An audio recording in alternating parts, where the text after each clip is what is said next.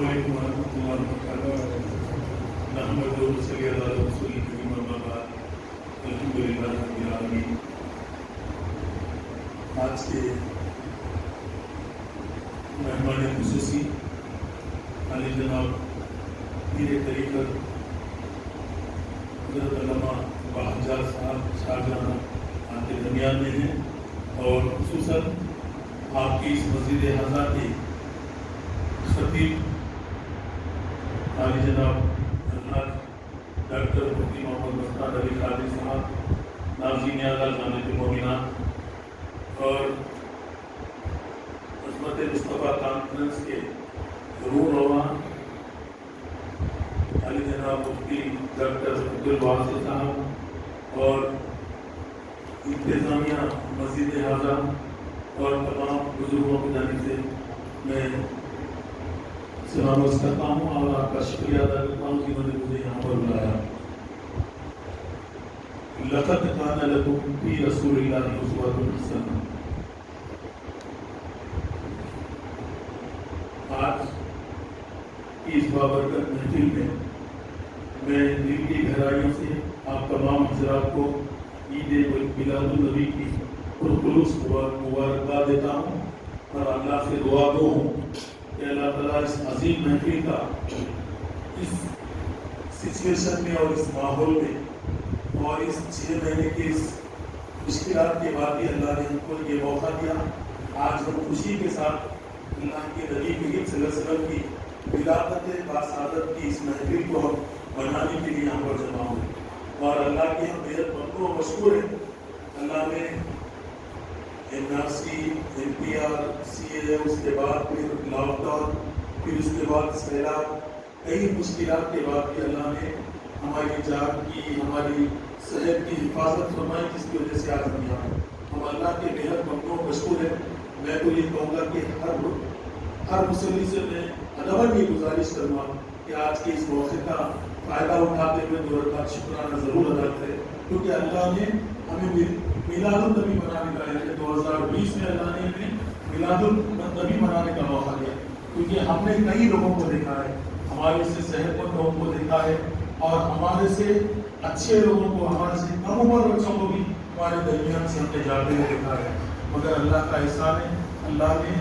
ہماری جان کی حفاظت فرمائی۔ ایسا نہیں کہ مرنے والوں کے لیے میں یہ دعا ہوں کہ اللہ تعالیٰ نے شہادت کا درجہ عطا فرمائے، اور جو لوگ ہلاک ہوئے سیلاب میں اور یہ کرونا وائرس سے، اللہ ہم سب کو شہادت کا درجہ عطا فرمائے۔ جتنے لوگ بیمار ہیں اللہ کو صحت و تندرستی عطا فرمائے، کیونکہ آج اس عظیم محفل کو، جس کو عظمت مصطفیٰ صلی اللہ علیہ وسلم کے نام سے رکھا گیا، اور آج یوم رحمت العالمین ہم یہاں پر منانے کے لیے جمع ہوئے ہیں، میں یہی کہوں گا جس طریقے سے ہم نے سورہ فاتحہ کی تلاوت الحمدللہ رب العالمین سے جب شروع کرتے ہیں، تو اللہ تعالیٰ یہ صاف طور بتا دیا ہے کہ تمام تعریفیں اللہ کے لیے ہیں اور سارے عالم کا رب میں ہوں، اور اللہ تعالیٰ نے ایک دوسری طرف آیت میں یہ بھی بتلا دیا وَمَا أَرْسَلْنَاكَ إِلَّا رَحْمَةً لِلْعَالَمِينَ، اللہ نے یہ بتا دیا، اللہ اپنے حبیب کو، یعنی اپنے خاص بندے کو، جس کو اللہ نے آخری پیغمبر بنا کر بھیجا، اللہ نے ان کے درجے اور مرتبے کو اتنا بلند کر دیا۔ قرآن یعنی رب کلام کا کتاب اللہ کی طرف سے نازل ہوئی، اللہ نے اس میں وَمَا أَرْسَلْنَاكَ إِلَّا رَحْمَةً لِلْعَالَمِينَ جس آیت کو ہم جس کی تلاوت کرتے ہیں، اس میں یہ صاف بتلا دیا ہے کہ ہم نے محمد صلی اللہ علیہ وسلم کو بھی سارے عالم کے لیے رحمت بنا کر بھیجا، نہ ہم کوئی مذہب کے لیے رحمت بنا کر بھیجے گئے، نہ ہی کوئی مسلک کے لیے رحمت بنا کر بھیجے۔ اللہ نے کہا کہ سارے عالم کے لیے، چاہے وہ دوسرے مذہب کے بھی لوگ ہوں، لیکن اللہ نے میرے اور آپ کے نبی اور ہمارے جس کی میلاد بنانے کے لیے یہاں پر جمع ہوئے، اللہ نے انہیں سارے عالم کا رحمت بنا کر بھیجا۔ ایک چھوٹی سی بات یہ بتا دوں میں آپ کو، کیونکہ ابھی جس آیت کریمہ کی بھی میں نے تلاوت فرمائی، لقد کان لکم فی رسول اللہ اسوۃ حسنہ کی، اس میں بھی اللہ نے ایک صاف طور پہ ایک پہلو کو یہ ظاہر کر دیا کہ آپ کے لیے، آپ یعنی دنیا جب سے قائم ہوئی اور دنیا جب تک ختم ہونے والی ہے، قیامت تک اللہ نے آپ کے اور میرے पैगंबर इस्लाम नबी करीम सल्लल्लाहु अलैहि वसल्लम को दर्जे को इतना बुलंद कर दिया, ये आयत में भी अल्लाह ताला ने साफ तौर पर ये बता दिया, मेरे और आपके नबी के उसवा हसना पर हम सारी जिंदगी गुजार सकते हैं, उनके नमूने को इख्तियार करें ताकि क़यामत तक कितनी भी जनरेशन पैदा आ जाए, कितने भी साइंटिस्ट आ जाए, कितने भी बड़े बड़े डॉक्टर आ जाए, कैसे कैसे लोग पैदा हो जाए, लेकिन अल्लाह ने मेरे और आपके आका नबी करीम सल्लल्लाहु अलैहि वसल्लम की यानी हयात उसवा हसना को अल्लाह ने ता क़यामत तक हमारे लिए मशाल राह बना दी। तो ये हमारे नबी के अल्लाह ने कुरान में उनके अज़मत, उनके दर्जे को इतना बुलंद किया। तो एक छोटा सा वाक़या मैं पिछले 2-3 महफिल में भी कह चुका हूँ, मेरे आका नबी करीम सल्लल्लाहु अलैहि वसल्लम की अज़मत को आपको बताता हूँ। चलो एक छोटी सी मिसाल देता हूँ, अल्लाह ने मेरे आका नबी करीम सल्लल्लाहु अलैहि वसल्लम की अज़मत कैसा हमको दिखलाई। एक छोटी सी मिसाल मैं ये दे दूँ कि एक दफ़े का वाक़या है, हज़रत बिलाल हबशी रज़ी अल्लाह तआला अज़ान देने के लिए काबतुल्लाह पर तशरीफ़ ले गए, क्योंकि हमेशा अज़ान काबतुल्लाह की तरफ रुख करके देते थे, लेकिन इस बार वो अज़ान देने के लिए काबतुल्लाह पर चढ़ गए और अज़ान देना चाहते थे। जब उनको रुख इस तरफ करूँ समझ में नहीं आ रहा था, क्योंकि हमेशा काबे के बाहर करते, काबे की तरफ रुख करते थे, लेकिन अब इनको ये समझ में नहीं आ रहा कि मैं किस तरफ रुख करूँ। तो आपकी नज़र नबी करीम सल्लल्लाहु अलैहि वसल्लम पर पड़ी, तो अल्लाह के नबी ने हुक्म दिया कि मेरी तरफ देखकर अज़ान दिया करता। तो अल्लाह ने साफ तौर पर मेरे और आपके आका नबी करीम सल्लल्लाहु अलैहि वसल्लम की अज़मत को इसमें बता दिया,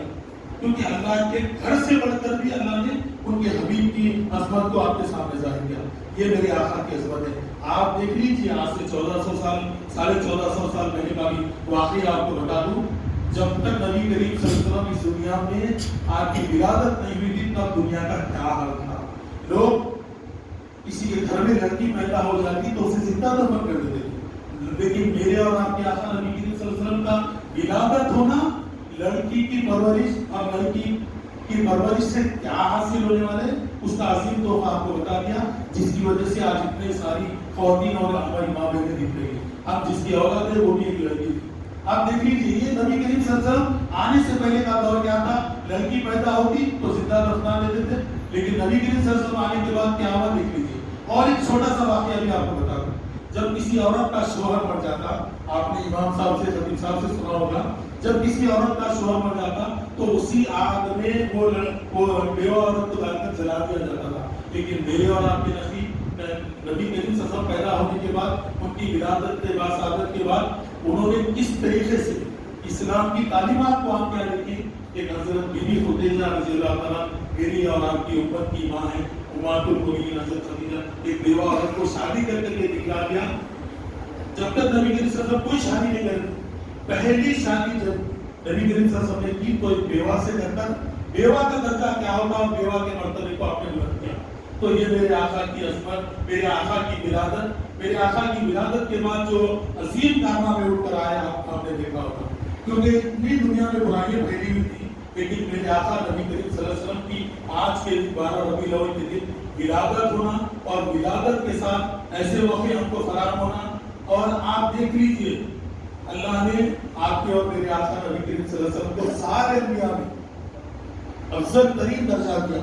और आप देख लीजिए, उम्मत में भी अल्लाह ने सबसे ज्यादा, अगर उम्मत में किसी उम्मत को अगर मर्तबा बुलंद किया तो उम्मत मोहम्मदिया है। तो ये हमारा मर्तबा है, हमें इतनी अल्लाह ने इज्जत नवाजी है। और मेरे और आपके आका नबी करीम सल्लल्लाहु अलैहि वसल्लम को अल्लाह ने एक वाहिद पैगंबर है, 1,24,000 पैगंबर लोग आए दुनिया में, हम कई किताबों से पढ़ते हैं, लेकिन वो 1,24,000 पैगंबरों में भी अल्लाह ने मेरे नबी को अपना हबीब बनाया, सारे आलम के रहमत बनाया, ना सिर्फ रहमत बनाया बल्कि हश्र के दिन, हश्र के मैदान में किसी की चलने वाली नहीं, मेरे और आपके आका नबी करीम सल्लल्लाहु अलैहि वसल्लम की बात सुनी जाएगी। मेरे और आपके आका जिसका भी हाथ पकड़ेंगे, जिसकी तरफ भी इशारा देंगे, वो जन्नती हो जाएगा। ये मेरे और आपके आका नबी करीम सल्लल्लाहु अलैहि वसल्लम को अल्लाह ने शिफात करा देने का भी दर्जा दिया है। हश्र के रोज अल्लाह के नबी जिसका हाथ थामेंगे उसको जन्नत की तरफ ले जाएंगे, चाहे वो गुनहगार हो, चाहे उन्हें ऐसा भी हो, क्योंकि उसमें क्या है अल्लाह के नबी ही बेहतर जानते हैं। अल्लाह ने उनको इतने पावर्स और इतने वो दिए हैं कि मेरे और आपके आका नबी के दर्जात को बताया है। میں زیادہ وقت یہ بغیر کیونکہ نماز جمعہ کا وقت بھی بالکل قریب میں ہے. شارجہ کے مہمان ہمارے پاس ہیں. میں تو حیدرآباد میں رہتا ہوں, لیکن بولنے کی قوت 1 سے 1.5 گھنٹہ بھی انشاءاللہ میں بول سکتا ہوں, لیکن میں زیادہ وقت اس لیے لینا نہیں چاہتا. شارجہ کے مہمان جو ہمارے ملک سے بڑے مقام پر رہتے ہیں, وہاں سے آپ کے درمیان میں آئے ہیں, آپ کو سننا ہے, اور آپ کے پاس جمعہ بھی 2 بجے ہے. تو میں آپ کے وقت زیادہ لیے بغیر انشاءاللہ یہ کہوں گا, اور ایک بات کی آپ سے گزارش کروں گا. اس میں خالی 1-2 الفاظ بول کر میں رخصت ہونا چاہتا ہوں. ایک میری ادب گزارش ہے, ایک گزارش یہ ہے کہ آپ لوگ آج سے یہ ٹھان لیں کہ جو بھی میرے آقا کی گستاخ یعنی وہ شان میں اگر گستاخی کرے گا, ہم اس کو کبھی معاف نہیں کریں گے. فرانس کا کوئی پروڈکٹ ہم نہیں خریدیں گے, اس بات کا غور کریے, اور یہ کریے کہ اس نامراد کو اور اس کے اوپر احتجاج بھی ہم اپنی آواز کو بلند کریں گے, کیونکہ میرے اور آپ کے آقا کی شان جو بھی گستاخی کرا اس کی موت کا صاحب وہ دنیا کو ایک ثبوت ہے. لیکن یہ ایسے فرانس کا جو مائکرون جو آج اللہ کے نبی کریم صلی اللہ علیہ وسلم کی شان میں گستاخی کرا, اس پر اگر ہم احتجاج نہیں کریں گے, اگر ہمارے میں اتنی اگر ایمانی حرارت نہ ہوگی, نبی کریم صلی اللہ علیہ وسلم سے اتنی محبت نہ ہوگی, تو یہ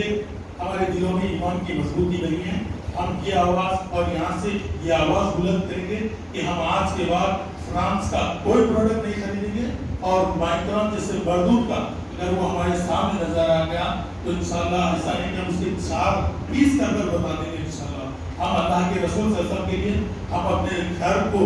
ہمارے والدین کو, ہمارے اولاد کو سب کو نچھاور کر دیں گے, ہماری یہ جان سب لگا دیں گے ہم, لیکن اللہ کے رسول کی شان میں گستاخی کو معاف نہیں کریں گے. یہ جذبہ ہر ایک کے دل میں ہونا چاہیے, تبھی ہمارے دلوں میں میرے اور آپ کے آقا نبی کریم صلی اللہ علیہ وسلم کی محبت جاگے گی. میں زیادہ وقت یہ بغیر ہمارے مہمان مخرب کو دعوت دیتا ہوں, اور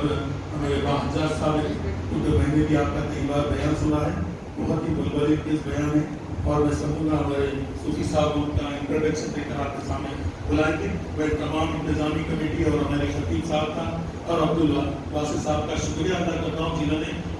ناچیز کو اس محفل میں کچھ بولنے کا موقع کیا. اگر بولنے میں انجانے میں اگر میں نے کسی چیز کو ٹھیس پہنچائی یا کچھ غلط نہیں کی تو مجھے معاف فرمائیے.